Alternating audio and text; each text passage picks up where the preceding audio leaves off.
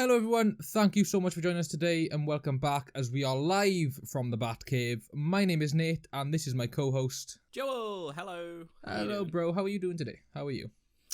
I'm alright, I'm doing alright. It's just, lockdown. What's going on? Nothing. Ever. Well, my next question was going to be what's occurred since last podcast, but I think you just answered that. Yeah. Not very much. Just doing the most we can with the limitations we can. That is very it's true. Important. It's important to keep going. It's also very important to note that just because things haven't gone on in our lives recently, a lot has gone on in the comic book world. Yeah, there seems to be news, and I thought news would slow down over quarantine, but it hasn't. So it's sped up. We've like got the some Flash, topics. You know. It did indeed. So Joel, what is the word on the web? Well, I'm glad you asked. I'm glad you asked what the word on the web is, because I have had a little a little tingle, a little word come down to me that there is a new Star Trek show coming. Another one? Another one. Wasn't Picard only this year? Yep. So, and I've not watched Picard, which is a disgrace because I watched all of Star Trek Next Generations.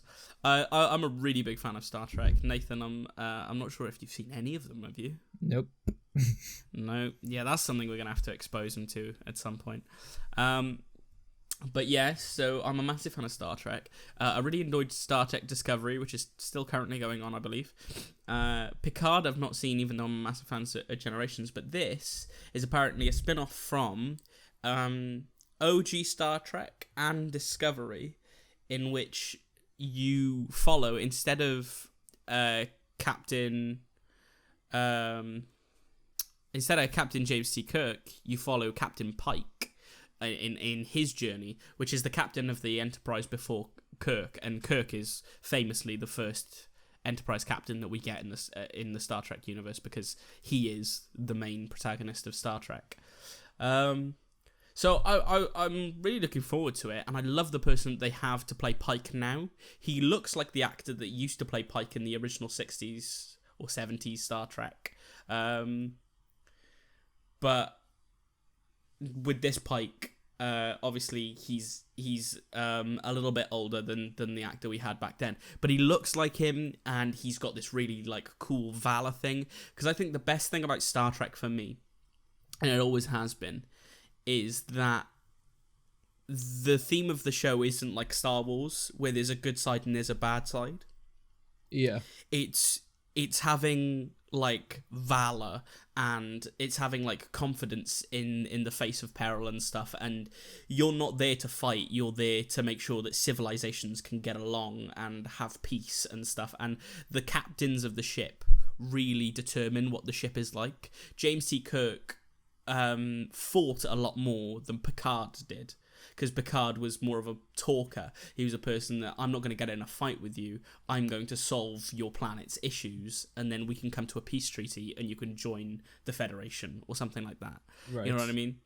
Picard's a talker, James T. Kirk's a fighter, and I just always thought that Pike, who was just before James T. Kirk, would be exactly like him, but he's not. He's like a really nice blend of the mix of the two, and it's not that he's afraid to fight, because he will if he has to, but also he's just got like commanding respect and stuff. And there's a tiny spoiler for you and any people that may be watching, so skip ahead a couple of seconds or 30 seconds, but there is something in Star Trek where Pike knows his future.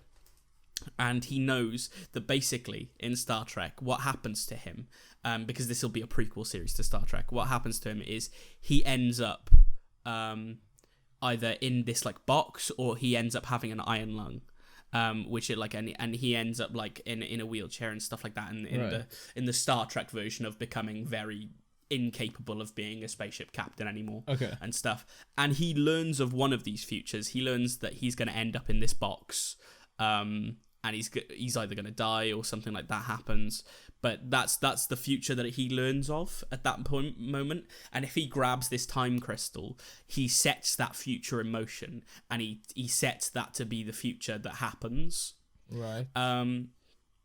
And basically, there's this moment in Star Trek where he looks into this time crystal, knows that this is his future, but he has to do a job. He's part of Starfleet Command, and this is something that's super important to him. And like he needs to follow through with the mission that he's on at the moment. So he just grabs the time crystal, sets that future in motion. He knows he's gonna die, and then goes straight to the starboard, straight to the captain's chair, and says, "Look, guys, we've got a job to do." And he just puts the bravado back on, and he's like straight in there, and he does the mission.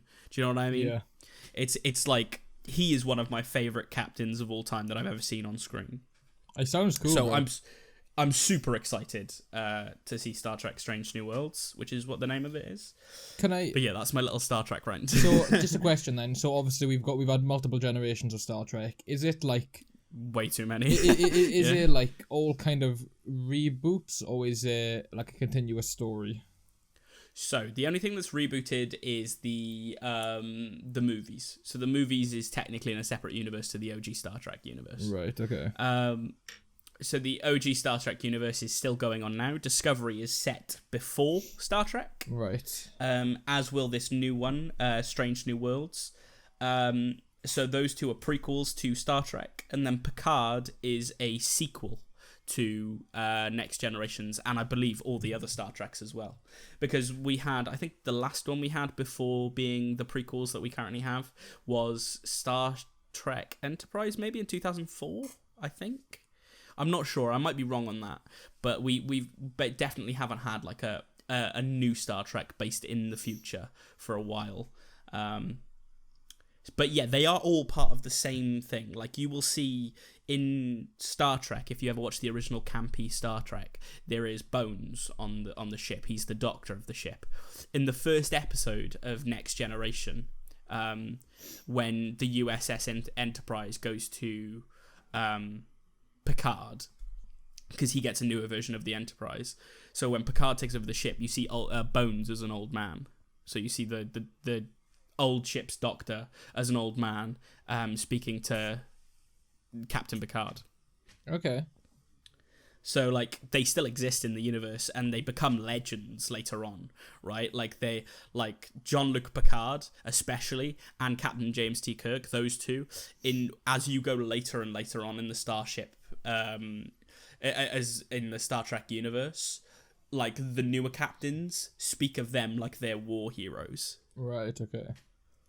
So like it's really cool, and that was the coolest thing about to me, which was Star Trek with Picard. I've not seen it yet, and I'm a disgrace for doing so, but I'm watching so many things in quarantine.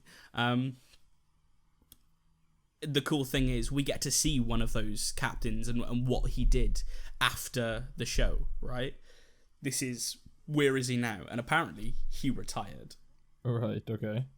So, you know, and he's a lieutenant or something instead of being a captain.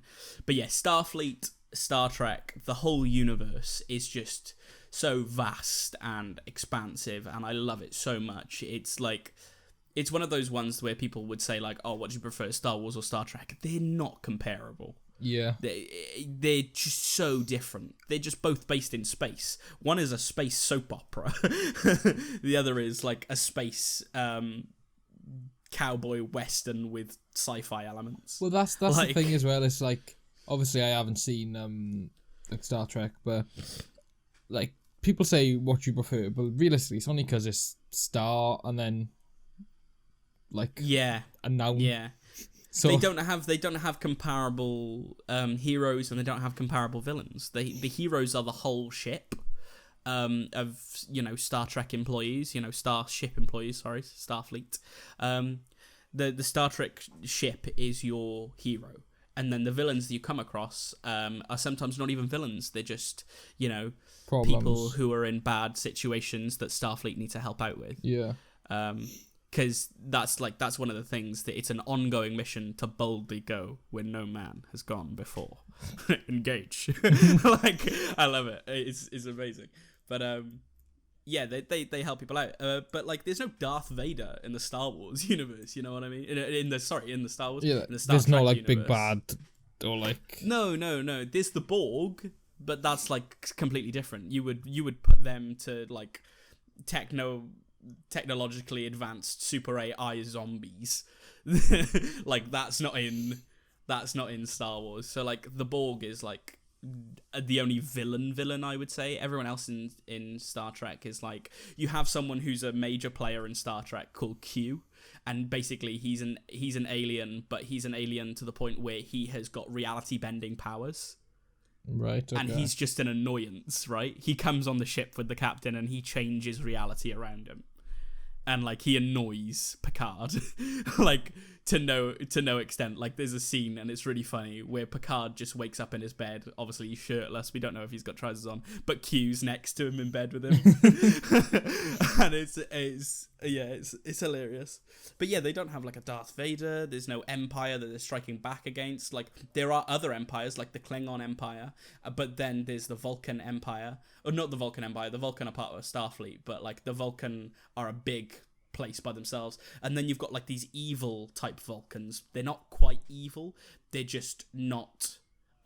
They've separated from Vulcans. So Vulcans are like intelligent humans that don't feel so much emotion, but they do stuff logically rather. Spock is half Vulcan. And then you've got like the others who aren't Vulcan. I don't know what they're called. They're I'm absolutely an idiot for not knowing this. But they are like Vulcans, but they travel the universe and stuff, and they're not as good. They're pretty bad guys. Okay. But like it's like not all of them are bad, and not all Klingons are bad. In Next Generation, there is a Klingon aboard the ship, aboard Captain Picard's ship, called Worg, and he's like a super nice guy. Right, okay. So not all Klingons are bad, not all evil type Vulcans are bad. I can't remember what they're called. I think I should Google it. But they're really good. I think that's enough on Star Trek for now, though, because I'm going to expose you to Star Trek at some point. It'll be a what we watch. We will have to go through Star Trek. Well, would it? Because you said it's a prequel, so do you reckon as soon as this new Star Trek show comes out, we just watch that first, or? Well, it's a prequel, but I don't know whether it's going to be after Discovery. I think it is going to be after Discovery. So if you want to start at the prequel, then you start at Star Trek Discovery, I think. Right, okay. Which I think will be an interesting point for you, actually. I mean, it definitely will. Maybe we start there. Yeah, because it looks nicer, because obviously the old Star Trek, the original, is a bit campy, and sometimes some of the episodes are hard to get through, even though they're hilarious, because you can just laugh at them. But yeah, it'll be interesting to see you watch Discovery, because I think that's got good stories and stuff, and it's well produced as well. So that'll be good. Yeah, so it sounds cool. So yeah, would you like to hear what I have to offer you? I would like to hear it. So, 2 pieces of news from me today. What I'll start off with, though, is The Umbrella Academy has an official release date for Season 2, along with a kind of stay-at-home, like, self-isolation trailer that they all did. Right. It looks pretty cool. So, basically, it is set to release on July 31st of 2020. So that should be, it's soon. Not as soon as I'd like, but it's soon. As for what it's like gonna be about, I don't really know. But they've got a set release date. Obviously, we know that it's gonna more heavily involve the kind of them as children, because obviously at the end we have that thing. Spoiler alert for season 1 of Umbrella Academy. There's they go back in time. But yeah, season 2 release date is confirmed, July 31st. Very excited for that. That's great. That's great. I really like the cast of Umbrella Academy. I think it's super well cast. Bro, I've read the comics of Umbrella Academy, so I saw season 1 coming. Yeah. I don't know what they're gonna do in season 2. Well, it's strange for me because not only now are they all kids, but I forget his name. I forget all their names actually. But the one character in the first season who's still a kid because he's the one who can time jump / teleport. Yes, yeah. So he was in a Nickelodeon show called Nicky, Ricky, Dicky and Dawn, and I used to watch that. So his name is Aidan Gallagher, and he's not. Oh, yeah, he's called number 5, isn't he? Of course. And like it was so weird because I've only ever seen him once, and it's on that show. But like he was definitely by far one of the best actors on that entire show. Right. Like in my opinion, like he was so good. And now, obviously he was like the only kid amongst adults, but now they're all gonna be kids. So I'm just seeing what Aidan Gallagher did was really awesome. My only worry now is with a TV show full of kids, which, you know, is fine. There's some great child actors out there. But, I mean, we saw them as kids in season 1 briefly. And some of them were a bit, just in my opinion, a bit kind of dry and just very, very standard. And I don't want to diss anyone, do you know what I mean? But, yeah, so I don't know how that would come out. But, I mean, you know, I'm holding out for the best. Yeah, no, I think it's a good show. One of my favorite actors of all time, Robert Sheehan, is in it. And he has a really good role in it. He was from Misfits, which is a previous show he's been on. Have you ever seen Misfits? I have not seen Misfits. I have heard good things about it, but again, it's just one of those shows that was just never really on in the period, because like didn't it end in 2012 2013? I can't remember when it ended, but like it changed loads when it got to like the 4th season or something like that.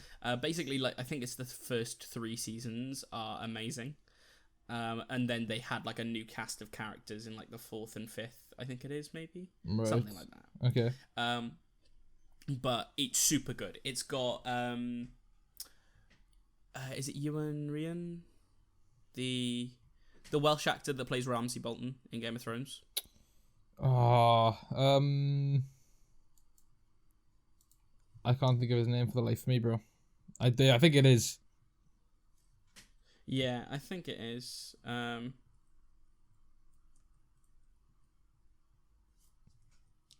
Simon Bellamy is the other character. Oh, who he played? Yeah. Ewan Ryan plays. Yeah. But he was in that show. Robert Sheehan was in it. And all the other actors were really good, but like those two are standouts for me. They were my favorite actors in the show. And it's super good. I think you'd like it because you like very many things with superpowers. Did you ever see The Boys? But I didn't. I wanted to though. Want to I've seen still. The Boys. I haven't. It's very good, but it's one of those things where like people with powers don't like. It's not one of those light and justice ones. It's like there's dark stuff going on. Yeah. And with Misfits, it's sort of the same. Right. Yeah. But they do have powers in the show, and it's super cool. Would you mind a minor spoiler? I say it's a minor spoiler. Actually, it's a big reveal for like season 1.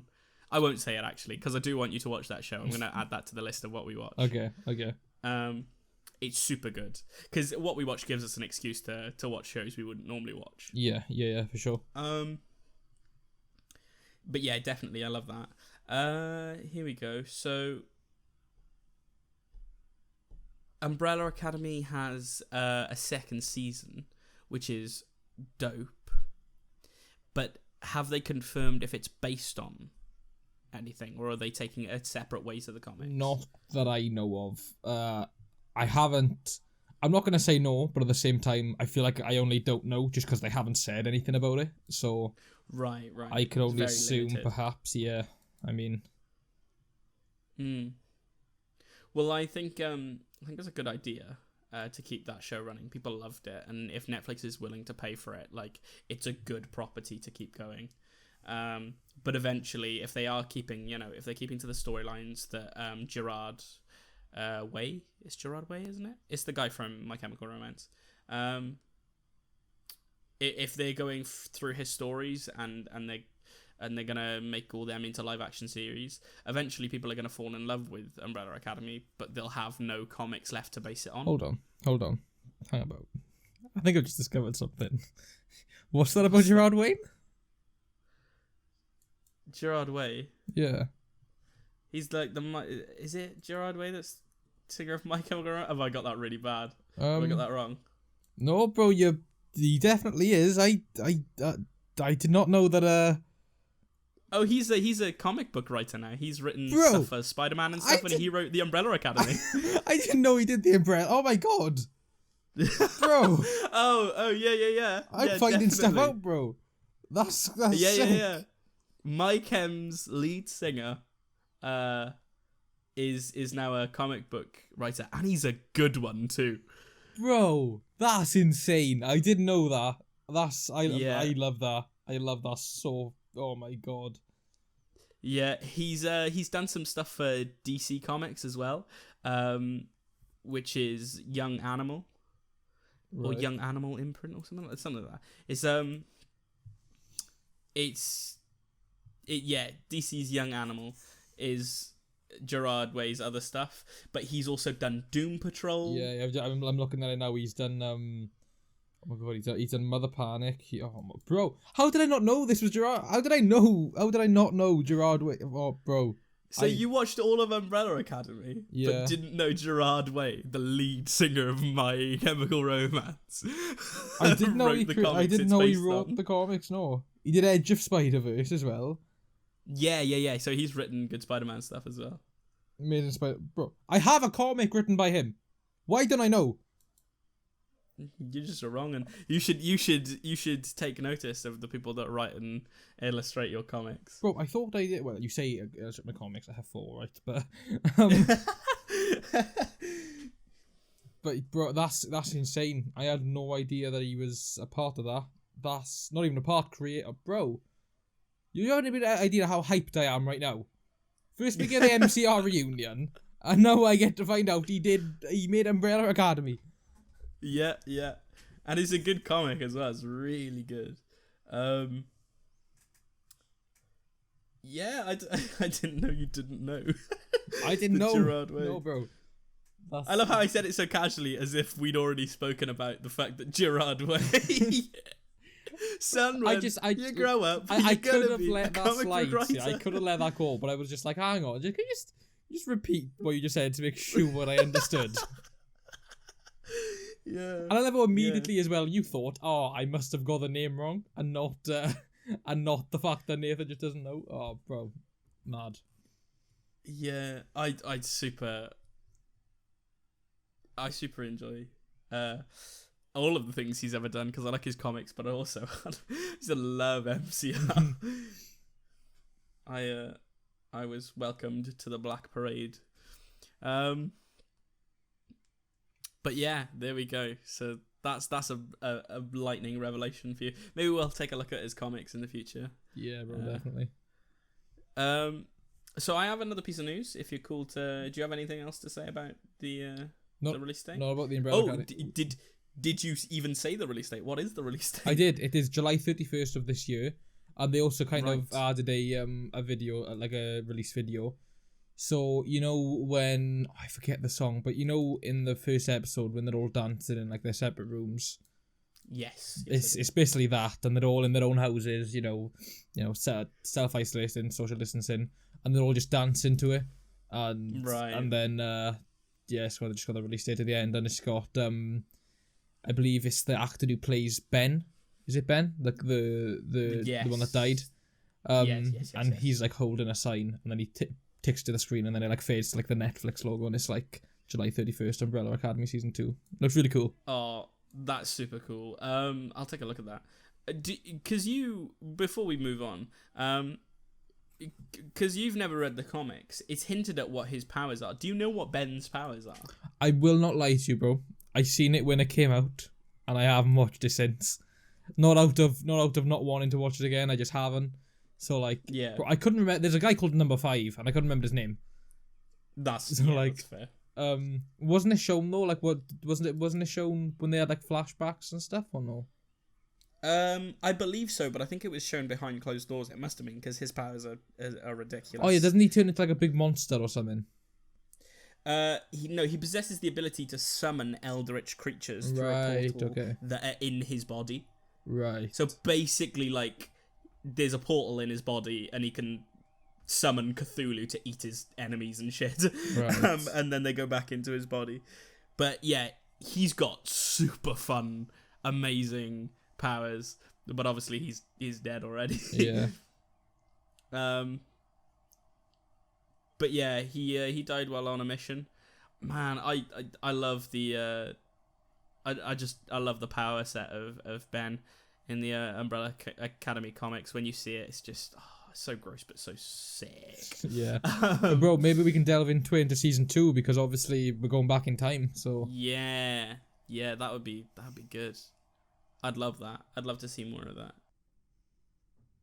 So another piece of news that is coming to Netflix is another superhero property that's not Sweet Tooth, which is what we talked about last week, the RDG property. We've got a property with the man, the myth, the legend, Dwayne "The Rock" Johnson. The big man himself. You know, he hasn't made many movie appearances. Yeah, it's good to see him getting out there. Yeah. He's a bit of a shut-in. Do you know, he doesn't appear in everything I watch. see, and there's rumours. You know how they're making a 4th Jumanji film, but it's like the 3rd of this trilogy. There's rumours he'll be in that, but yeah, not sure. So yeah, big man Dwayne "The Rock" Johnson is part of a new property called Ball and Chain, based off a 90s comic book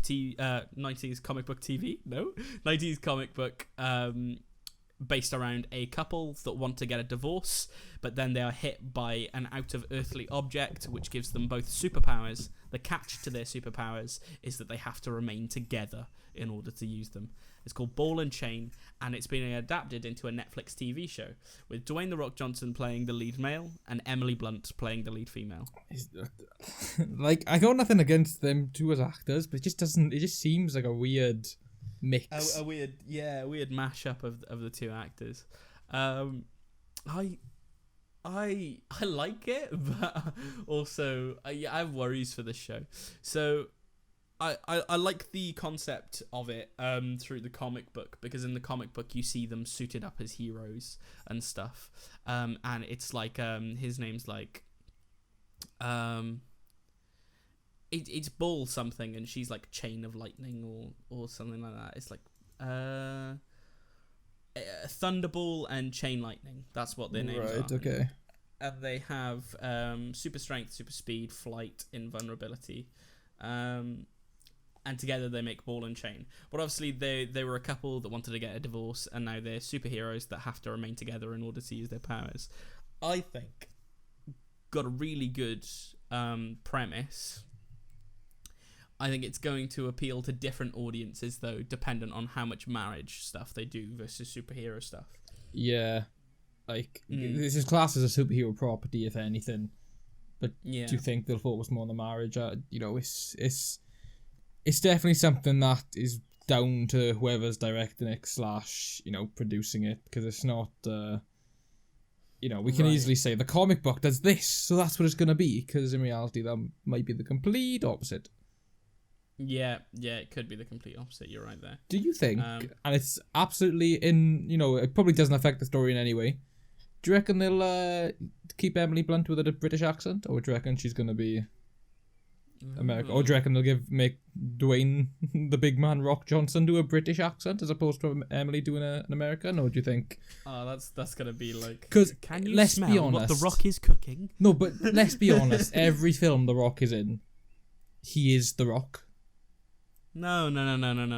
Because some films he's Dwayne, Some films he's The Rock, and the other films he's Johnson. Yeah. And then there's a very, very, very few films where he's just John. Where he's just John. Yeah. I will say, other than Moana, he is a gold mine in that film, and I love him. Yeah, you know what? I don't know. Because basically, if we're getting The Rock, does that mean we're going to get The Rock's son, Kevin Hart? Probably. Are we getting Kevin Hart? There's rumours, okay, there's rumours that Kevin Hart is actually in Moana. It's just a non-speaking role. He's the chicken. He's the chicken. Oh, bro. I'm okay with it. Dwayne's massive though, right? The Rock is massive. He's huge, and Emily isn't.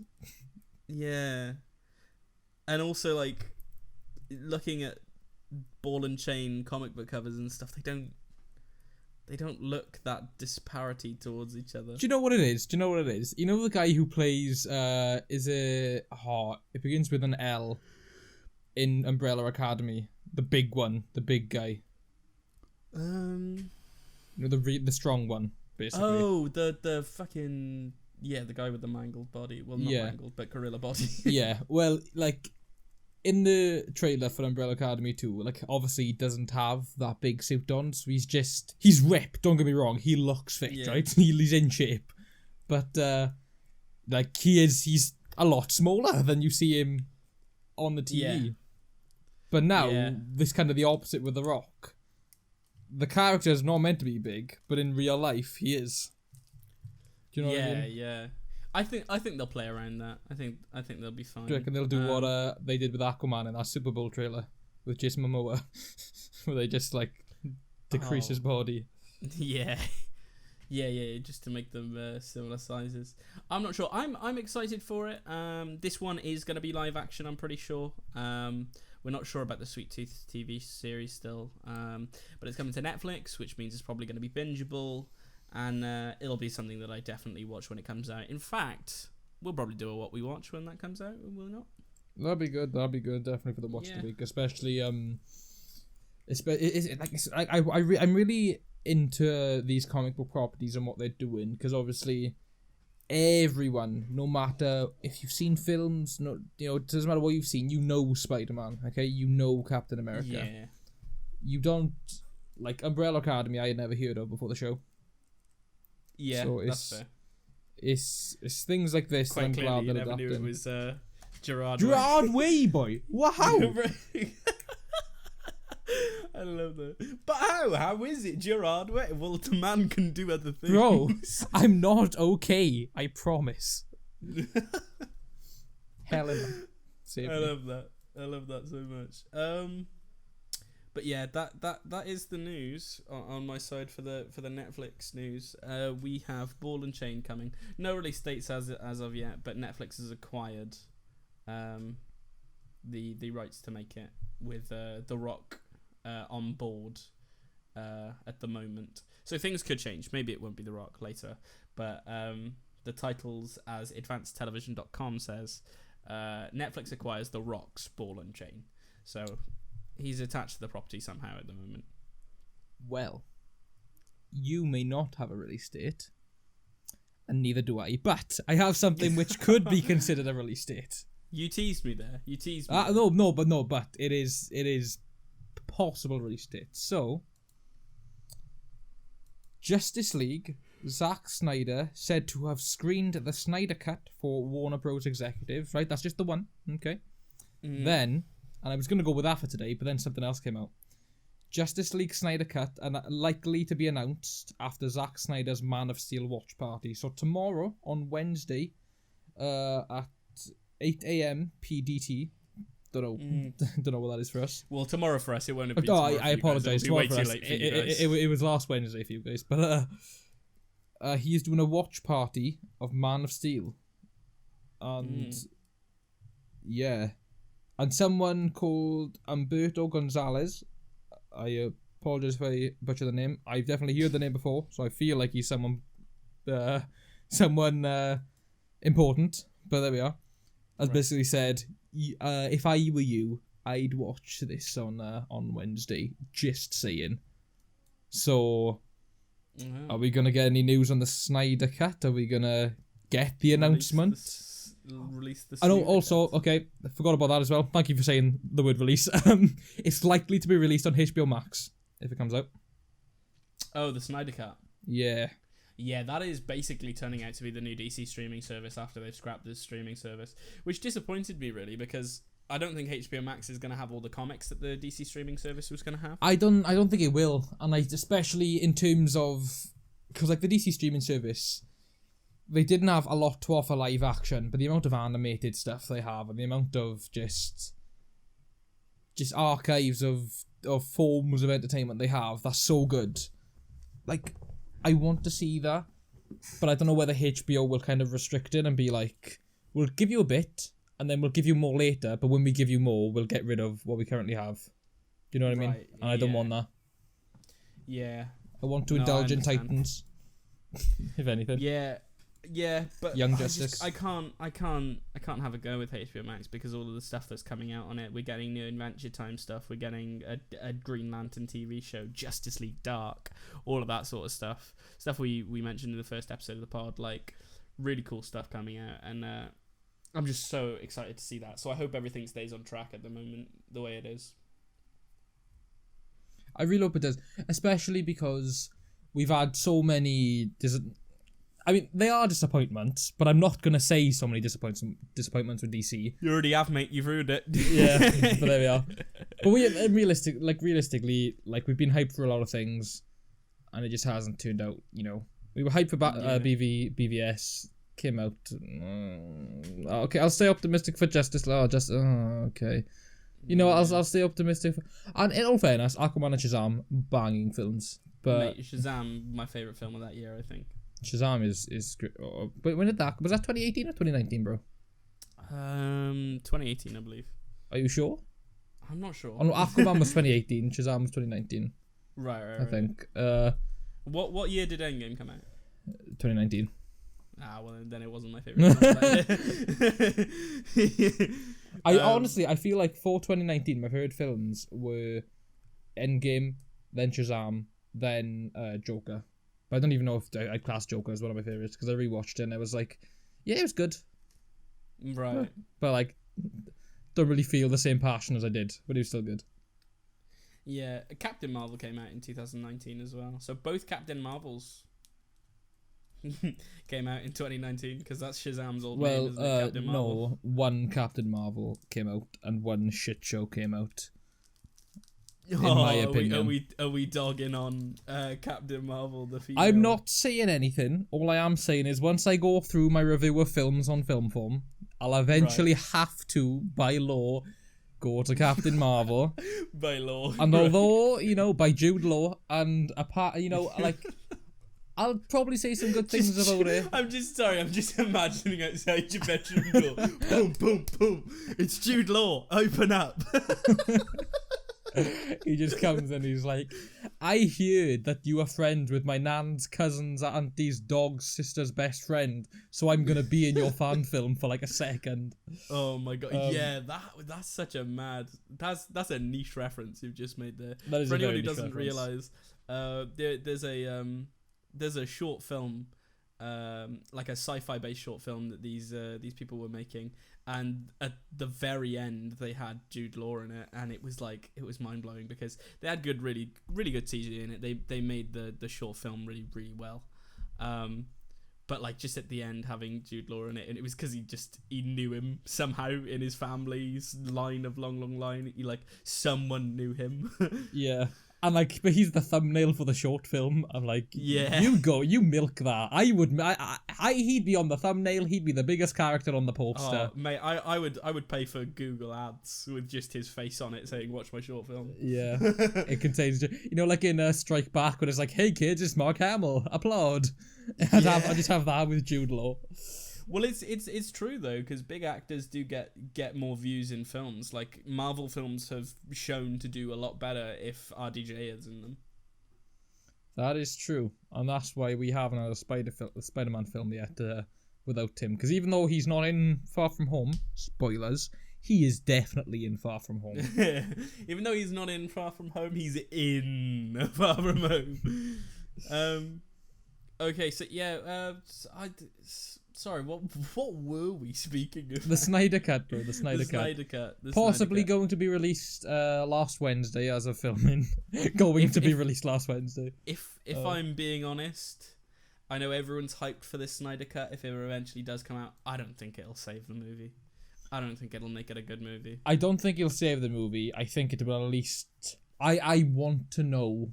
I'll be settled, even if it's still bad. I just want to know what Zack Snyder was going to do. Because I love Joss Whedon. He's a good bloke.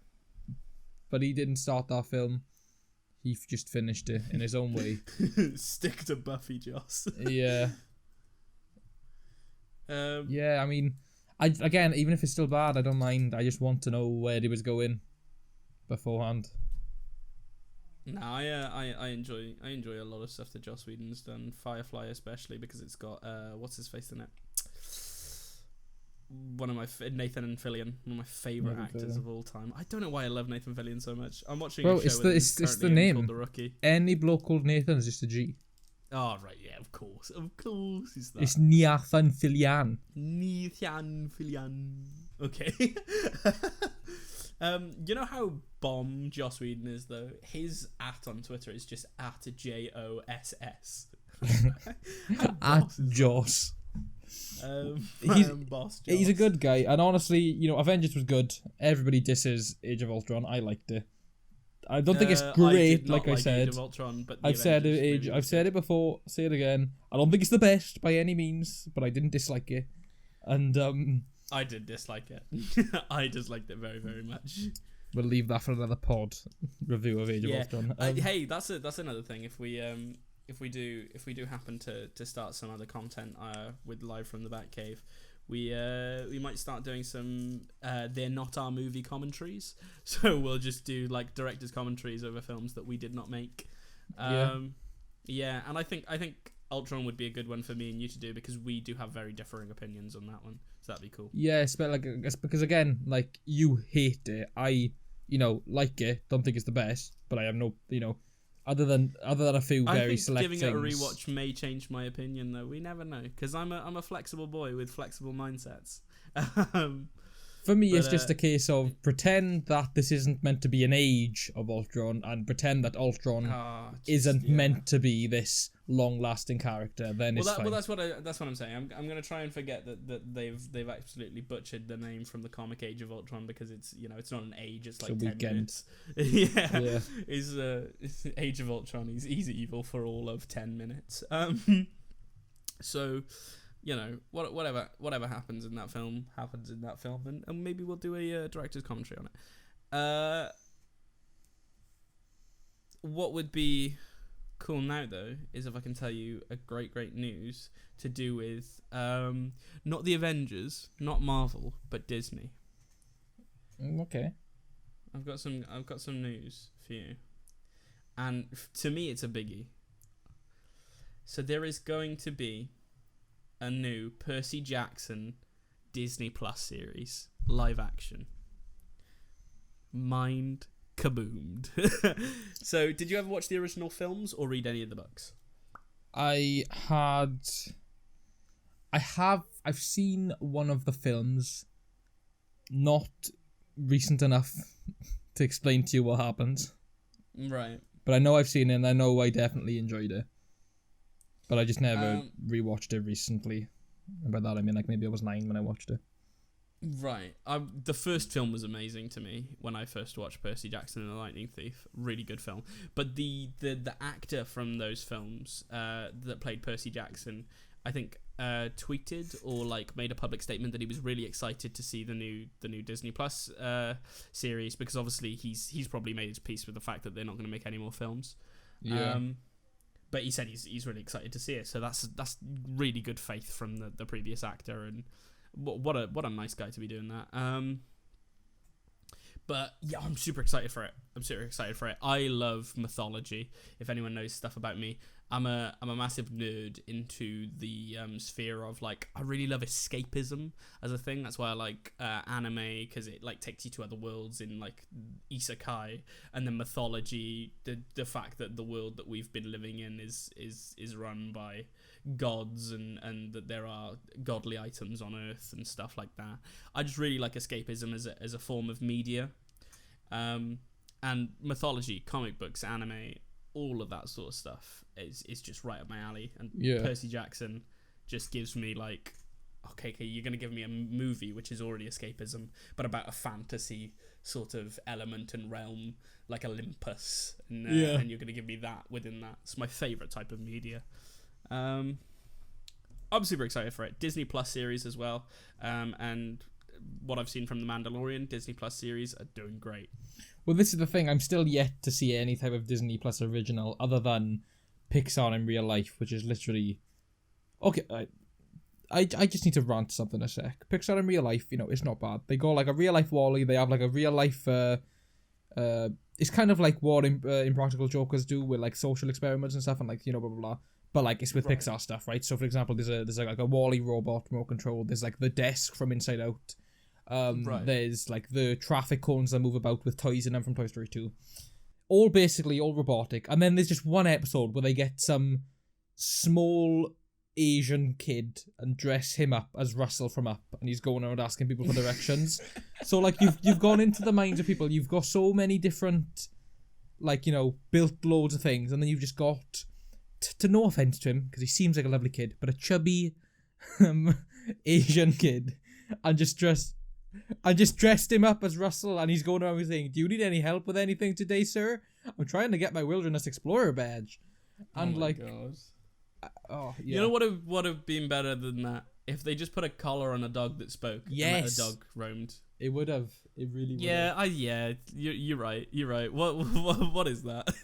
You like, that's silly. No, Mandalorian's great, and apparently there is a behind the scenes type show that goes along with the Mandalorian. I haven't seen it, but I've seen I've seen it on the big slide on the top of Disney Plus. It's got like Jon Favreau, Taika Waititi. They all sat around like a table. That looks interesting. I'm definitely watching that. In fact, I might watch that after this. Yeah. I think that's probably the thing I'm going to go watch.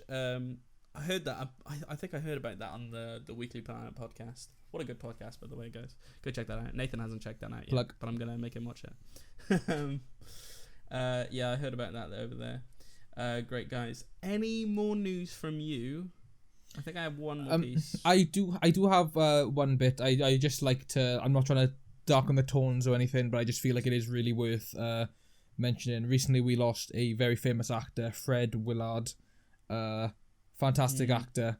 I loved him in a lot of things, and even if I didn't know of his work, on the last pod we talked about Wizards of Waverly Place and Octavia Spencer. He was in that as well. He was, that guy. That guy who was always smiling. Yeah. So I mean, he was a really, really great actor, and I just, I thought we'd pay our respects. To the tragic loss, but he lived a great life. He obviously I don't know him personally, but from what I've read up, he had a fantastic career, and he passed on with good final words. So, and it wasn't COVID related. It was completely just. I think it wasn't just natural causes, wasn't it? I mean, he was 86, so some sort of natural causes. He was born in 1939, so everyone has a time to go, unfortunately, even Fred Willard. That's super sad as well. Just another death to add to the toll that we're here. We also lost Jerry Stiller. Yes, we did. Oh. Which is a heartbreaking thing. He was a comedian, an actor. He even wrote some books, but he was most famous for one being on Seinfeld and two being Ben Stiller's dad. Well, there's me and my dad. There's 3 shows that we used to watch together. 2.5 Men, Everybody Loves Raymond, and oh my god, why have I forgotten the name of the show? King of Queens. King of Queens, that's the one. I was gonna. Yeah. I had King of, but I could only think of Kings of Leon. So I was like, he's not in a band. Yeah, King of Queens. We used to love King of Queens, and obviously he was on there. He played the father. On a lighter note, Kevin James. Kevin, bro, you swore in this podcast like 3 times. Why did you mute yourself? I know, but on if you that? say it that viscerally. Oh man, Kevin James. I love that man. And stop Kevin frickin' James from making that reboot.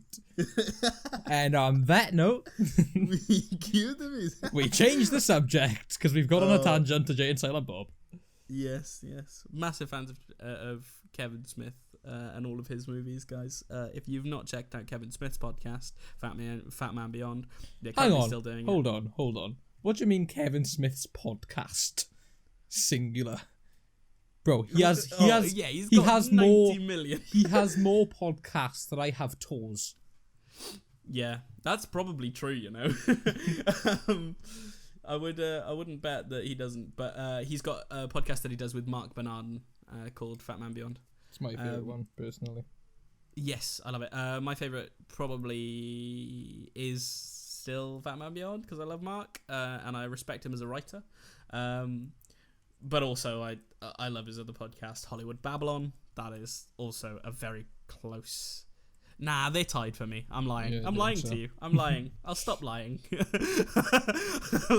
I love both of them. They're very good. Ralph Garman is just hilarious. What a hilarious man. I'm gonna read my credit card details out to you loud and in public so that you understand my details. Apparently there was so much more to that scene that they cut, but it was hilarious. Like, it was like, I'd love to see it. You want my mother's maiden name? Yeah, it was super, super good. But oh man, it's yeah, it's a odd one. But those 2 actors have passed away sadly, and they will be missed heavily. But they have left some great things in the world. Like they have not left the world forgotten by any means. No, they have a legacy. I mean, Jerry Stiller, man, of course he's going to leave a legacy because he was on the #1 rated show in America. He was on Seinfeld and people remember him for that and stuff like that. But even Fred Willard, he will leave so many memories in people's hearts. He was on Modern Family, one of the most loved TV shows at the moment. That's been going for like 11 years now. Modern Family. Yeah. And but he was also in he's been in so many things. Everybody Loves Raymond. Just like so many different things. He's really funny, Fred Willard, as well, or rather he was. But on lighter news, I think it's time to move on to my respect goes out to their family, and I hope that everyone is dealing with this fine. But on lighter news, what we do have is I don't know if this is lighter news because I don't know how I feel about this, but there is going to be a Scarface remake. There is. Okay, so my dad told me about this, and I've never seen Scarface, but he brought me the DVD to watch. So after I watch Raiders, which is on my bucket list, Scarface is also on there, so I'm going to be watching that very soon. Right, okay. But I've heard great things about it. But Scarface, the original Scarface, amazing. To me, at least. It has its flaws as a film, but it's just one of the most classic gangster films you could ever watch. And just as someone who loves film in general, you have to begin to appreciate the old gangster film stuff like Scarface, Godfather, and any of the newer Martin Scorsese gangster type films. Well, this is the thing. It's been the person remaking it is Luca Guadagnino. Luca Guadagnino. Luca Guadagnino. Guadagnino, yeah. But also with the director, with the script, right? Yeah, he's a director. But the people doing the script is the Coen brothers. Yes, they are. the Coen brothers, I I I trust them to write a script. You know what I mean? They've written some good stuff like Fargo, right? So they're good writers. Director, I'm not sure about the director's past. I've not heard a lot about it, but I heard there was already like things about casting, about who they want to cast in the remake. What do you think they're going to do in remaking Scarface? Because they can't do it. Like, the whole point of a remake, right, is that they're going to change something. Well, like, this is the thing. And not to go back to them, but Jay and Silent Bob kind of emphasize this. There's a reboot, a remake, and then, what was the other one? A sequel. A sequel, a reboot, and a remake. It's definitely not going to be a sequel. But then we've got a reboot and a remake. Like, a remake is more so remaking the entire story. The same, but just, you know... Hang on, Callum's fucking shouting at my mum. Fucking, just go downstairs and fucking speak to him. Fuck, there we are. A remake is remaking the film exactly the same, but just, you know, years later. Right. Whereas a reboot is same story, but just different. Right, but they have clearly stated that this is going to be a remake. That, yeah, true. But again, that is just an article. No. So multiple sources have said that this is a Scarface remake. Right. Okay. The Guardian has said that, and so is like other people like whether this is any good, Pink News, Indian Express, but the Mirror, of course, Mirror, Collider, all of those people. So well, do you think it'll kind of be like It, what they did with that? Yeah, so I think they're going with the same story. It's going to be Coen brothers written, because obviously they're going to adapt certain things, but it's going to be the same story. I think the way that they change this, the way that they make it a remake worth making, is they'll probably change the cast somehow. The cast will be like, maybe they make Tony Montana either African American. I mean, he's Slovenian, right? But like, maybe they make him like have either a different nationality, or they make him a woman. You know, Tonita Montana. Am I wrong in saying that the line "Say hello to my little friend" is from Scarface? No, that's definitely from Scarface. It's probably one of the most famous lines in history. What if the film's exactly the same, but they say hello to my little friend, and then an actual just small man just pops out and is like, "Alright, mate, what's going on? So I have to escort you out because you know you've been a bit of a knobhead. So come on, let's go. Let's bounce." Yeah. No, on a real, right? Because this is an issue. I'm not sure, but It and It Chapter 2, a lot of comedy. Is there? I'd say so. I mean, It 2, definitely. Like, one of the reasons why, like, Morgan, because originally I was going on a date with Bethan to see this film, but then we were like, oh, we'll have some people tag along. It'd be fine. They want to see the film again anyway. And Morgan was like, this film is like really funny, and honestly I gave the film a 4 out of 10, no, a 5 out of 10, and 4 of those points were all Bill Hader, because I love him. I loved him in the film. I thought he was very funny, but the rest of the film I just didn't enjoy. And I don't want to say it's because basically there was people who were sat by us who were like, they had seen it before. They weren't people with us, they were just other people about, and they were like telling their friends like, oh, don't worry, there's going to be a jump scare here, there's going to be this there, and then I just sat there being, well, now I know, now it's not fun. Do you know what I mean? So it's like, I don't know whether that's what ruined my experience, but Bill Hader was very good in it. I'm not a massive fan of horror films, and I've read the books of it, so maybe that impacts my judgment of it, but I don't I don't particularly love the TV movies either, but I liked Tim Curry's performance, and I also like, is it Alex Skarsgård? Alex Skarsgård. No, it's Bill Skarsgård, right? Yeah, I was gonna say the Yes. Skarsgård's correct. I'm not sure about the first name. Yeah, it's Bill Skarsgård, and Bill Skarsgård was good in the performance as well. Both the movies to me, I don't think they compare to the book.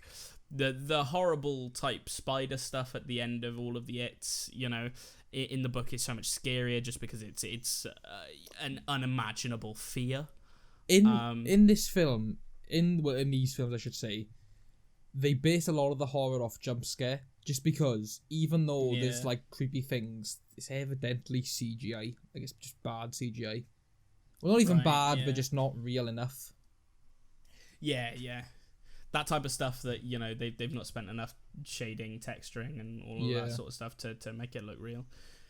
Yeah, no, I found that a lot, and I also didn't like any of the melty type effects that happened in the newer films. I felt like all the sort of drooping and melting type things that happen to his face when he morphs and stuff like that. That was just awkward and awful for me. Yeah. But yeah, no, I completely understand that. But with the Scarface remake, I think they're probably going to add some sort of diversity to it or something like that. I don't see the point in remaking it. I think it's perfect the way it is. But if they do, that's fine. You know what I mean? But I don't think it'll take anything away from the original's legacy. Well, this is the thing. But I don't think they've got a chance of improving on it. I've never seen the original. I'll be seeing it soon. It's not as if I haven't tried it. It's the film after next that I have to watch. Yeah. But I think, it's going to happen. Regardless of whether it happens or not, the first film isn't going anywhere. It's not trying to say this is going to be better than the first film. It's not trying to say, right, that film, you're never going to be able to see it again. Make a new one. It's just saying, no, we're going to make another one. But if you don't like it, just watch the first one. Don't watch the second one. Do you know what I mean? Yeah. But we'll see. It reboots at a hard and weird genre because, like, you can either go so well or so horrifically bad.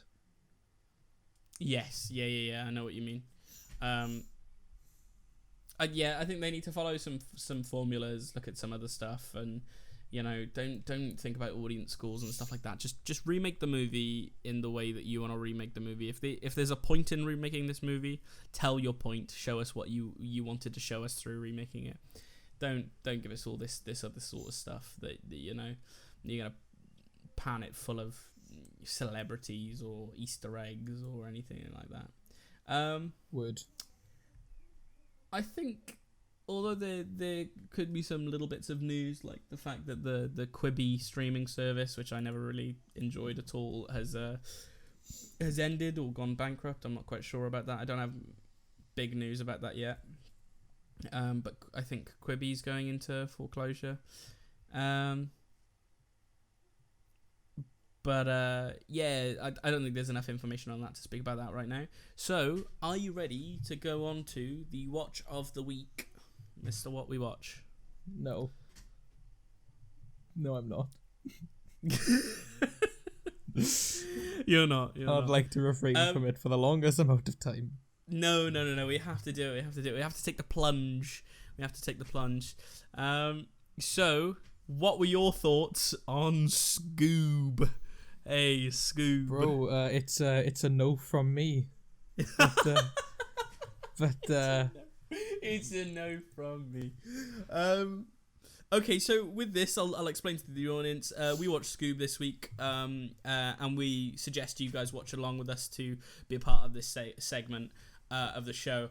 We watch something every week, and we let the audience know the week prior so they can have time to watch it, and then they can watch along and then figure out what we liked about it later after they watch the podcast. So this week, last week we told you to watch SCOOB, and this week we're going to tell you what we thought about SCOOB. We're going to go straight into spoilers because this is on demand, and there is no excuse for you guys not to see it. This is what I was going to say. So we are going to go straight into spoilers, but what I will say, which could be considered non-spoiler, so I'll just put this first for the sake of it. it's a children's movie and it's fun. It is a fun children's movie. It is a fun children's movie. I will definitely agree with that. I would definitely like to point out before getting into this review, I am leaving the age limit of being a child, and I'm also a very big diehard Scooby-Doo fan, and especially Dino Dog Wonder. So I put emphasis on it is a very fun children's movie. Yeah.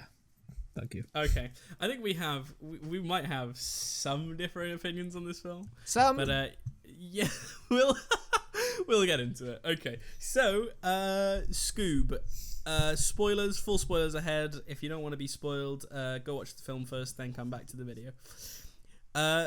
You said it's a no from you. That was a reference to the fact that Simon Cowell's in this film. Bro, he's not in the film. Simon Cowell is in the film. The Mystery Inc. are in whatever film Simon Cowell has just made. Yes. He is, not only is he shows up at the start for whatever reason, just randomly, so they can, I don't even know why he's there, to judge them on something, I suppose. And then I'm like, alright, that's his voice. That's definitely a character modelled after him. Weird cameo. Okay, sure. And then his name is spoken like 10 times. And then he shows like up 5 million times more like. He doesn't show up again at the end. But he does at the same time. But he does. Just for them to be like, hey guys, do you remember that we've got Simon Cowell in this film? Oh, and he's referenced so much throughout it. I want to say that this film was okay in the filmmaker term, in the real like filmmaker behind me, and like what I think about the film, who its target audience was, how well it did at that. I think this film was perfectly serviceable. With the filmmaker behind me, that's why I made it a point to say at the start it's a very fun children's movie. Yeah, because other than that, I cannot break free of my diehard just love for. Yeah, I think it's perfectly serviceable. But as Scooby-Doo fans, you know what? As a Scooby-Doo fan, I hated things about this movie. I loved other things about this movie. There was 3 things. No, I won't say 3 because there could be more. I'll say there's a few things I loved. Only one thing that I loved that didn't get ruined. All the other things that I loved was just like that, like comicalized, and right? Made a joke out of. But there was one thing, and one thing only, that I truly loved and appreciated. But we'll get into that. Okay, well, I'm gonna start off by laying the premise down. In Scoob. So if you guys watched along with us, you will know that at the start of this film, we get introduced to Shaggy. Shaggy's quite lonely. He runs into Scoob, who is an international kebab criminal. I forgot about that. Oh my god. Yeah. Can I point out that, like, usually you see him, like, he's trying to get a hold of hot dogs, Scooby snacks. He just steals a kebab, not like like a tray of kebab. Not even meat. a kebab. Just a kebab, a big roll of kebab. It hadn't been scraped off. It was just a kebab. The full piece of meat. So he steals that. Shaggy doesn't have enough protein in his sandwich. He makes friends with Scooby. It's all good. The kebab criminal slices a bit of meat off. The police officer doesn't care that he's a criminal as soon as his name can we acknowledge is said. One thing I do like story-wise, it's not the thing I said I did like, but the one thing story-wise I do really like is that we're shown that basically Shaggy is like a complete loner. And we see that develop throughout the film, which is cool. He puts a song on his phone, and it's like a song about being lonely.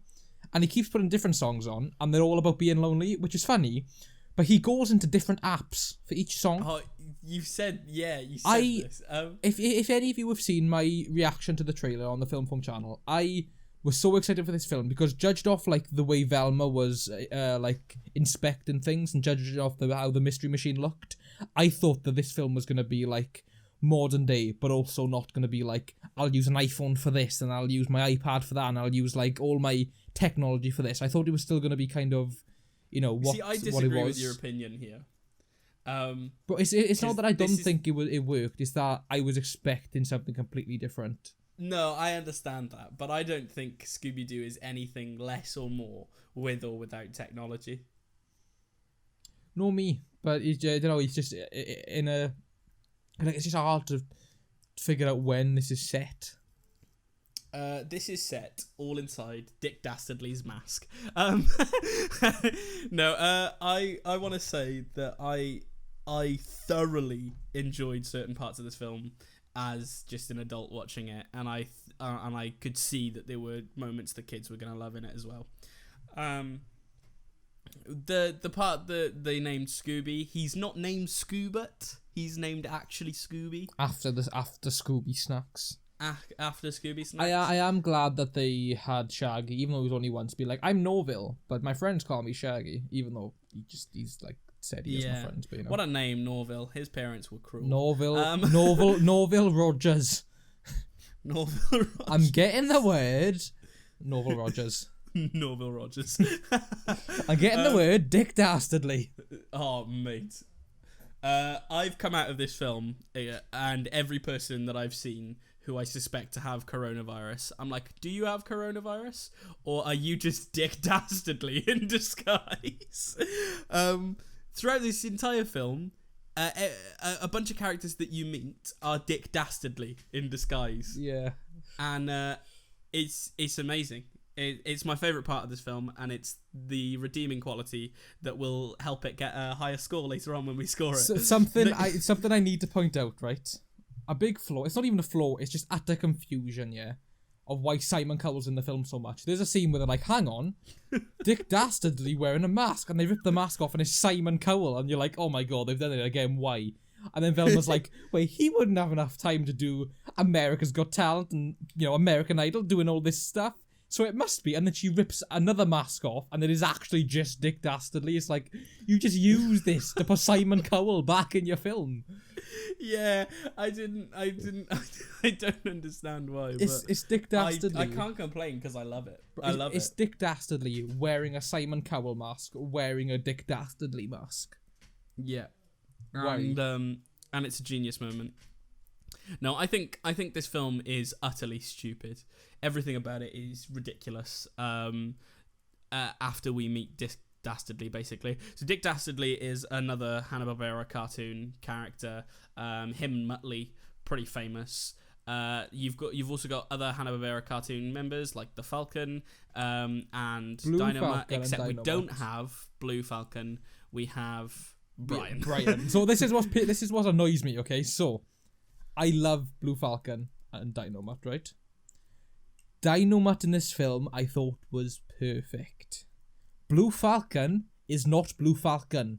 He is Blue Falcon's son, called Brian, and the reason we know he's called Brian is because Dynamite refuses to call him Blue Falcon, and it's always, Brian, what have you done? Oh, come on, Brian. And it's like, I was so hyped for Dynamite and Blue Falcon, and I got Dynamite, who was perfect, and then I got Brian. Yeah, I like Dynamite in this as well. I even liked Brian's story arc. I thought it was a little bit dragged out, but I liked his story arc. It's not that I didn't. Again, bro, for me, it's not that I didn't like the character, but I was excited to see Blue Falcon. You know what's really distracting in this film, and it's not the amount of times that Dick Dastardly is someone else, because I love that. That's my favorite part of this film. That was good. That was good. There's just Dick Dastardly. Bro, again, one of the things that I liked, but it got comicalized, was Dick Dastardly's, appearance. But yeah, they incorporated it with Simon motherfucking Cowell. Yeah. But like there's things in this film that I loved, and there's things in this film that I didn't quite like. Something I think we're going to agree on that wasn't great is a certain characterization of a character, which is Fred. Fred was a bit Fred in this film. He was very underplayed, and he was like, why is this... Even though, is considered, they're all one. But, if you had to say, right, choose the leader of Mystery Inc., like, it's Fred, isn't it? Yeah, I guess so. Like, no, they are all as important, but like, he's the one who's like, okay, Shaggy, Scooby, you do this, Daphne, you do this. Do you know what I mean? Yeah. But like, he's just so underplayed. Like, he's just dumb. He's just. Yeah, he is. He's very dull in this. And he seems better even as a set kid. traps well. As a Doesn't set kid, traps well. when they meet each other as kids, he is cool. Fred is like he's taking charge. He's confident. He's cool. He's in Knight's armor. I really like the Knight's armor Fred at the start. And in the film when he's older, then he's just some guy named Fred. Some dude named Fred without an ascot that gets an ascot that loses his ascot. Right. Okay. Okay. Let's not talk about that yet because I need to rant about that. Well, I'm going to allow you to rant because that's the next thing we're going on to. Okay. So, guys, basically, there's a scene in this film. Well, basically, we find out that Fred has one true love, and that's his van, right? That's the mystery machine. And the one where he even goes on dates with it, right? It gets destroyed, yeah? And it's up in flames, and it genuinely looks cool. And they've all regrouped, they're all talking, and they're like, wait, where's Fred? And you see Fred standing in front of the mystery machine, and he is pissed. Fuming. His van is gone. He's getting backlit, he's getting vignetted by the fire, and he's like, right, you three-headed dog, you have just destroyed my van. He's holding the front plate to the mystery machine, and he puts it on his arm like a shield. He pulls out an ascot, which obviously he's been modernised, so he's got the colour scheme, but it's like a jacket and everything. He pulls out an ascot and ties it around his neck. And Joe can tell you this, I flipped my shit. I loved it. He did. And he gets like a bit of dirt or whatever it was and rubs it down his face, and he's like in warrior mode, right? And he's like, you'll pay for this. He legs it at the dog, and he just gets flicked away. And that's the end of it. He takes the ascot off, then puts it back in his pocket, it's done. And it's like, this is why I'm saying, as a kid's movie, it's very fun. But like, if there was any redeeming quality for me, it was going to be that. Yeah. If there's any redeeming quality for Fred. Throughout this film, it felt like Fred needed a story arc, like a redeeming thing to just like feel like he wasn't stupid, because we already knew Fred as someone who isn't stupid, but obviously kids wouldn't. But he felt like a comic relief. Got that. Yeah, he never got that. That's the thing. I think they needed someone for comic relief in this film, but they didn't need it, but they thought they did, because obviously Shaggy and Scooby are the main characters. Blue Falcon. Granted, I wanted the real Blue Falcon, but they didn't do that. So at least like he could have been the comic relief, and he pretty much was. Let's be honest. But oh my god, the most distracting. That's what I was gonna say earlier. The most distracting thing in this film for me, like one of them, is the fact that I keep hearing the famous rapper Marky Mark every time Brian speaks. So Brian, aka Blue Falcon Jr., is played by Mark Wahlberg, and is distracting because I know what Mark Wahlberg sounds. No, I was worried about Zac Efron as Fred, but that didn't come through to me. Granted, I didn't like Fred, but I was worried. He's a good voice actor. Yeah, like I didn't sound like Zac Efron to me. Wahlberg sounded like Mark Wahlberg. I'm surprised that the Incorrect. He sounded like Marky Mark. Literally, even though it kind of did, I'm surprised the fucking Falcon Fury didn't turn into a Transformer. Like it kind of did. God. It combined with the mystery machine, but you know. Well, yeah, sort of with Dynamo, but yeah. So it had this big thing where basically the villain was just trying to get Muttley back because it's Dick Dastardly. Dick Dastardly was trying to get Muttley back from the underworld because he sent him there by accident in a portal. Not by accident, but he didn't. He sent him there on purpose, but he didn't know he wouldn't be able to come back. Yeah. He didn't know he wouldn't be able to come back. And then he's trying to hunt down SCOOB because SCOOB is the key. To the underworld to open up the Cerberus Gate, which is how Dick Dastardly tries to get Muttley back. But it opens up this gate with Cerberus in it, who is just a big giant dog with 3 heads. Not a fake monster, a real monster, which is, sometimes happens in Scooby-Doo, especially in like the live action movies. But yeah, it's not totally out of place in this. I would have liked some more fake out reveals in this though, like original Scooby-Doo stuff. There was but it's not made for me. So there was 1.5. There was the guy when they were kids, and then there was the Dick Dastardly one. I don't know whether you'd count, because obviously it was like Simon Cowell, but then no, it was Dick Dastardly. I don't know whether you'd count. Well, I wouldn't personally, but the fact that Dick Dastardly was Fred and that he was that lady cop. Yeah, yeah. But I think no, just because he's the main villain throughout the film. No, you know what I mean? Yeah. But like there was good stuff in this. I liked the mini robots, the sort of minions stuff. It was very Despicable Me. The fact that one of them helped out in the end because they were cute. They were they were cute. I liked stuff about this film, and I could see how it's going to be entertaining to kids. It's okay for adults because obviously Scooby-Doo stuff. I loved all the references to the other Hanna-Barbera stuff though, right? See, okay, listen. This is what that annoys me. Massive missed opportunities. They had dinosaurs, they had cavemen, they had a bowling alley. They didn't have Fred Flintstone, right? Yeah, they didn't. We did get his Twinkle Toes bowling stuff though from Scoob. They did. We did, granted. But this is the thing. I was able to let it go for like a good 2 hours because I realised, oh wait, they're trying to make a Hanna-Barbera universe. They'll probably just make a Flintstones film. That's why, there was no references. Yeah. So I was like, okay, cool. But then it clicked to me.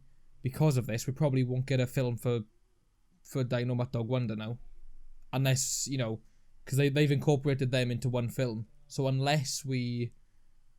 I think we get like we've got a more chance of getting one of those animated type series based on these films. I don't want that though. I don't like. I know, but you're not the head of Warner Brothers. Yeah, but it's like the whole point of this film is that we're gonna have not a live action, but like a more revamped. it's like a 3D animated version of Scooby-Doo series cartoons. So why just make more cartoons off the film? Why not just make more cartoons? Full stop. I don't know. That's because I'd rather Matthew Lillard Shaggy than. I didn't mind him, but I'd rather Matthew Lillard as... I would agree. Matthew Lillard, even when he voices Shaggy, he was a lot better for me. Matthew Lillard as novel Shaggy Rogers. Matthew Lillard, the most un-Welsh Welshman going. Matthew Lillard. Matthew Lillard. I love how Welsh you are compared to me, and then there's also going to be people who are just not Welsh at all who listen to this and go, you know what, Joel's really Welsh, but Nathan's Welsh. that Welsh bloke, from Llanfair the Puth Gwyngyth go Gerich and Robert Llantysilio og Goth. You know him, yeah? He sounds a bit like Matthew Lillard, doesn't he? He sounds a bit like Matthew Lillard. I was gonna, I was speaking to him and I turned around to check my phone and I was like, oh, I should tell him about Matthew Lillard, and I turned around and there he was, gone. But he was only gone for a bit. He'll be back now in a minute. I said to him, I was like, where was you going when I seen you coming back? SCOOB. We've lost 90% of the people that are on board to the podcast. Right, okay, so there's a lot when you talk about SCOOB. Can I just get out the way what I adored, just so then I can release my hatred? So the one thing, there's lots of things I love that got comicalized, the whole Fred thing. One thing I adored, and it stayed that way, they did the intro to the OG Scooby-Doo, but in this film. The theme Scooby-Doo was there. Scooby-Doo, the theme song was there. Granted, it was like a cover, but I didn't mind. It sounded good. And like the whole intro to the original series with the bats and all, it was there. They go into the house. They get not captured, but there's the whole ghost thing. The guy gets arrested. We get a shot of the house again. Bats come out, and we get the OG Scooby-Doo intro where they're running back and forth. They're on the chairs. They fall back through the wall. Someone comes out and grabs that. Like, we had it, and it was so cool. And it's the one thing in this film as a die-hard fan that I truly appreciate. There's lots of things that I appreciate, just as it's a kids' film, but as a fan, damn, that felt good to watch. Things I loved that was great. I loved in this film, well, first of all, can I say just the man himself, the wacky racist man himself, Dick Dastardly, was great in this film for me. I loved him as a villain. I loved the fact that we got to see Muttley. Like, Muttley did get screen time, which is good. He did, bro. We got the Muttley laugh. Yeah, we got the That's Muttley cool. laugh. I love the voice for Scooby Doo. I'm pretty sure it's Frank. It's the same guy who voiced him in everything else. But why so only keep him? That's what I don't understand. Why not Shaggy? I don't know, because he's the only one who could really do Scooby Doo, really. And yeah, I liked a bunch of stuff in this. But just for varying reasons. The stuff I liked for myself, I think, was the Dick Dastardly stuff, the comedy elements, the parental sort of comedy elements that if you were going to watch this with a kid that you would like, sort of the, you know, Fred being seduced by a woman, then the woman's face being taken off and it's Dick Dastardly. And I love the line of like, I really don't know how to feel. Yeah, I really don't know how to feel. Yeah, just that sort of stuff. I like the comedy elements in it. I like the message behind it, that friendship and all of that sort of stuff. Yeah, it's good like for kids. How he tied in with Shaggy's whole story of, you know, he's always been alone, but just how like Scooby reuniting with him made like his entire world better. Do you know what I mean? And like the sacrifice Shaggy made for him. And the thing that I think that me and Nathan may agree or disagree on. But I think we might disagree. I loved the Simon Cowell stuff in this. Every time they said his name, I was like, he is in this film as well, isn't he? Like, why is he in this film? Would you like to know what my issue is?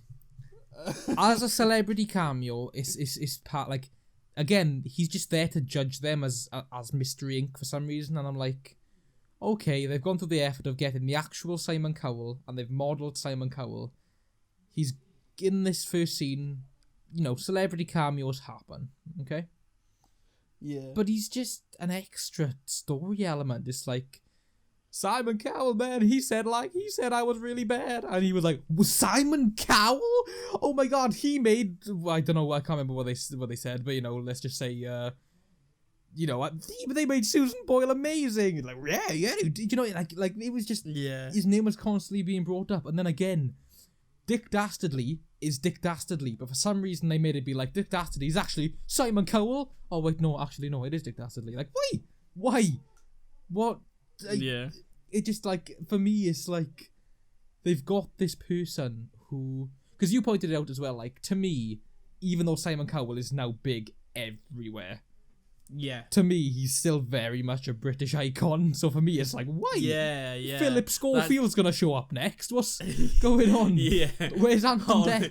Holly and Phil are gonna, you know, this morning's gonna feature. No, that's what I was thinking. I was just saying to Nathan, to many people out there, people who watch America's Got Talent, you know, that's a big show in America, I'm pretty sure, and he's still a judge on that, right? So as much as we love him for Britain's Got Talent, America probably loves him for America's Got Talent and stuff, and he judges talent shows everywhere. He's like a national icon, and like here, but he's like probably a worldwide icon realistically, because he's been in loads of different countries, loads of different talent shows, mainly English speaking countries, but he's gonna be like well known, right, for everyone who's gonna watch this Scoob. Why he's there, I have no idea. I mean, I like that he is there. I like the story behind it. I don't know why I love it. I like the story behind it of like he used to watch Scooby Doo. His son Eric now watches Scooby Doo, and they're both in the film. That's sweet. Yeah. But again, there's a difference between a cameo and a side character, right? And Simon. But he's not a side character, is he? Because he only shows up twice. He shows up twice as an animated character. He gets name dropped, just like. Unbelievable. He's an important part to Shaggy's story arc. Exactly. So he is like an important character. He's not just a cameo. Like if it weren't for him saying that Shaggy and Scooby are crap. I guess, but do you know what, Nathan? What? I love it. Bro, listen, I love it so much. I had nothing against it at first, but for me, it was just drowned out. Like by the time I saw him again at the end of the film, like Simon Cowell, I was like, are you actually taking the mick? And then when I realised it wasn't actually Simon Cowell, I'm like, I'm glad it wasn't Simon Cowell, but they've done that just to show Simon Cowell. Well, they made the 3D model. Do you know what I mean? So just also, let them have it. Can we acknowledge as well, right? Can we acknowledge? Due to references they made, it's clear that it's set somewhere in our time. Simon Cowell looks about 30 in this film. They purposely did a bit of tweaking there. Let's be real. I don't know how old Simon Cowell actually is, but 60. It does look like he's in his late 30s without, you know, with his glistening white teeth. Bro, he's 60, bro. He's 60. Yeah, he looks wicked for his age, Simon Cowell. He does. So let him get away with all the 3D models. You know what I mean? Let him go away with the de-aging. Honestly, it was, again, I've said it before. It's just it was very Uncanny Valley. Yeah, and it was definitely like, if it was like, oh, Simon Cowell's in this film, all right, that's cool. But like by the end of it, we are going, Simon Cowell was in that film. Simon Cowell was. Like they made us. They make sure we remembered he was in the film. To be fair, yeah, I think I'm gonna just encapsulate everything into a tiny little ball for me. I think this was a great kids film. It was a mediocre film, and for me as a Scooby-Doo fan, it was positive, but it wasn't overtly positive. It wasn't the best Scooby-Doo film ever. But I'm not upset that they made it. I'm quite glad they made it. Do I think they should have released it in cinemas first? Yes, I do. Because it would have made more money and we would have had more chance of getting a sequel to redeem some of the qualities that we didn't like from the first one. Do I think we're going to get a sequel? I don't think so. Well, this is the thing. Again, it's like, obviously there was a lot of things I disliked, but the intro being in it, the fact that some of it took part in like an abandoned theme park, that was a big, callback. Like, there was things like that I enjoyed. The issue is, I was very excited for this film because it looked really good, and it does look really good. Like, visually, it's really nice. Yeah. But then I seen so many reviews that was like, oh, it's not the best film, but if you're a die-hard Scooby-Doo fan, you will enjoy this film. So my mindset then got to, right, all right, well, okay, that's fine, because I'll still, at least find things that I really like. And like, I would have been better off going in with the mindset of my first one, which was, this looks really good. You're not gonna like this, whereas though you're gonna go, oh well, that was good. Yeah, exactly. Yeah. But I think that's sort of the mindset I went in with. I heard like mixed reviews, and some people said, yeah, it was pretty good, and then I heard like some people saying, man, this film was terrible. So you guys genuinely, right? You don't know this. If you follow me on Instagram, first of all, but literally me, Joel, and our friend Morgan, we went to see Sonic in theaters, and there was a life-size cutout of Baby Scoob, and he was flocked. And I was like, boys, take my photo with this, and I posted it everywhere as a joke, right, and do with Scoob, right? I was so excited, and it's just like, so many things happened, and then, I just... Well, what I'm going to say is, seeing as though you brought it up, mini review of Sonic. Sonic was a great film. It was bad, but it was also great. It was bad, but it wasn't. It was banging. But it just wasn't bad. It was just good. But it was, I don't know. I haven't seen that film recently, but I really enjoyed my time watching Sonic. So that's what I'll say there. I like Sonic, man. I'm gonna buy that on DVD. Is it out? Is it out yet? I don't know, bro. But what I will say is, we still haven't rated SCOOB, and we're talking about Sonic. Yeah. You're right. Let's rate SCOOB. Out of 5. We keep doing this every week. Out of 5 and out of 10, and I keep getting it mixed up. It is out of 5. It is out of 5. If I say something out of 10, just halve it. You know what I'm saying? Okay. Bro, how do you halve? What if you said 7 out of 10? Well, then it's 3.5. Which is exactly what it is this week. It's 3.5 out of 5. Is that what you're saying? Yeah. Yeah, I'm gonna say it's above average, but only slightly. I don't want to give it a 4 because 4 would say it's a banging film. What did I give Bloodshot? I give Bloodshot like a... Was it like a 2? A 2 maybe, yeah. I don't know what I actually gave it, but now I've sat on it for a while. Bloodshot is definitely a 2. I say this is a 3.5. This isn't quite a 4. It's not completely mediocre. There was redeeming qualities about it. I really enjoyed that. 3.5. And rewatchability, will I watch it again? I will. I think I will. I think this is something I'm going to take my niece to see, or rather, because it's digital, I will, when this is all over and I can go see my niece, I'll sit down and watch it with her. That's cool. Personally, I will give it a 3 out of 5, just down to I can't let my love for classic Scooby-Doo and like how the characters are to like get in the way. So I will give it a 3. It is a fun film. Rewatchability, I'm not good. I probably won't watch it again unless like maybe Bethan wants to watch it and I'll watch it with her. But I'm not gonna turn on the TV and put that film on. I don't think I'd I'd enjoy myself. But you never know. Yeah, you never know. We'll see. But yeah, for me, I think I probably will rewatch it at least once. Yeah, it's a 3.5 for Nathan, a 3, and he doesn't feel like he's gonna rewatch it. I'm gonna change to 2.75 actually, just because 2.75. I don't want to give it a 2, but I feel like a 3 is pushing it. 2.75. Yeah, well, a 2.5 is like average, right? It's like it's a mediocre film because it's out of 5. Yeah. So like just above for me, and I for me, like, I don't think it's a 3 because that's like still pretty mediocre. That's like mediocre with some redeeming qualities. 3.5 for me is about right. It's got for me. It's got enough good stuff in it for it to be a film that I would watch again. That's fair. For me, I would say it's mediocre with redeeming qualities. Like, that's just my how I feel towards the film. I'm not saying that's what the film is. That's just how I feel. Yeah. Yeah. Okay. Well, that's fine. Is there anything else you want to say before we wrap it up? Not that I know of. One thing I will say, obviously 2 meter rule, but if any of you know what to set up heaters, we currently have 7 heaters, which I'm very excited for. But I don't know how to set them up, and they all weigh like £16 each. And can I just say, I'm really angry at Superman because basically these heaters that came in, they're like giant radiators, but we don't know how to set them up, and we don't know how to plug them in, and we don't know if we need a water source. There's water already in them, and I phoned my local superhero Superman to ask him how I'd set him up, and he said he doesn't know, but at the moment he could come over, use his laser heat to heat them all up for now, and keep us warm and toasty while we did the podcast live from the Batcave. But unfortunately, he just didn't show up. I think that's quite rude. And on a real as well, his lasers reach further than 2 meters, so he can't even give excuses. Yeah. And also, can Superman catch COVID-19? I think I think probably not, right? Imagine weaknesses, kryptonite, and COVID-19. And COVID-19. He's the Man of Steel, but he doesn't want to get bad lungs. I don't think that's a good enough excuse. So yeah, we'll update you on the heater situation next week. See if we can get them working. But other than that, I think that's everything. Do you want to sign us off?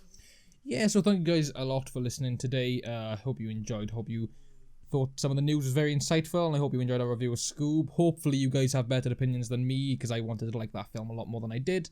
But if other people get enjoyment from it, then I as a fan would love for other people to enjoy it.